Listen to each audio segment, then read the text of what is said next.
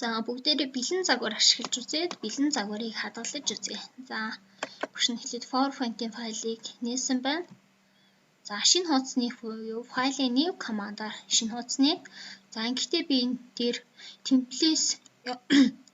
template хэсэг буюу бэлэн загвар дотроос за presentation гэдэг үгэн дээр дараад бэлэн загваруудаа сонгож болдог байгаа. За энэ интернеттэй тохиолдол ингээд төрөл бүрийн бэлэн загварууд буюу 159 presentation-ны загвар гарч ирсэн байна. Эндээс яг юутай холбоотой ямар сэдвээр танилцуулах гэж байгаасаа тэндээс загвараа сонгоод авна.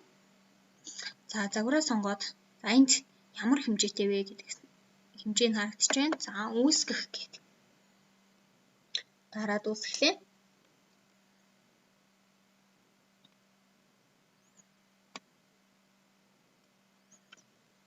За интернетийн хурднаас хамаарат жаахан унших байгаа.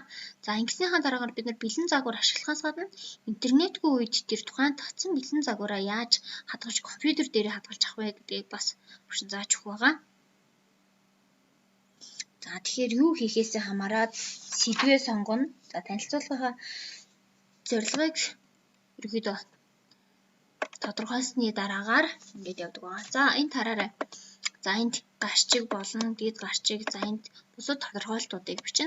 За ингээд эндээс хэрэгтэй слайдуудаа устгаж болон хэрэггүйг нь delete товчлуур дараад устгаж болно. За хэрэгтэйгээ бас хувилаад бас шинээр нэмэх боломжтой байгаа. За ийм загварууд нэмэгдсэн байна.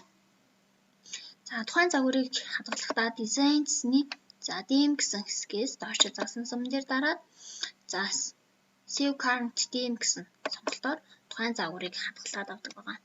За 5 гэсэн нэртэй байна. За би өөрөө нэрийг нь өөрчилж хадгалж болно. За би ингээд энийг хаалаа presentation 6 гэсэн байгаа. За энийг хаачи. За би хадгалахгүй. За ингэснийхаа дараагаар би одоо эндээс харъя design гэсэн хэсгээс харъя. За design дээр дараад харъя. За тэгэхээр энд нөгөө сүүлд оруулсан загвар маань хамгийн сүүлд нь хадгалагдсан байна гэсэн үг энд. За тэгэхээр би эндээс ингээд загвараа өөрчлөөд хадгалчих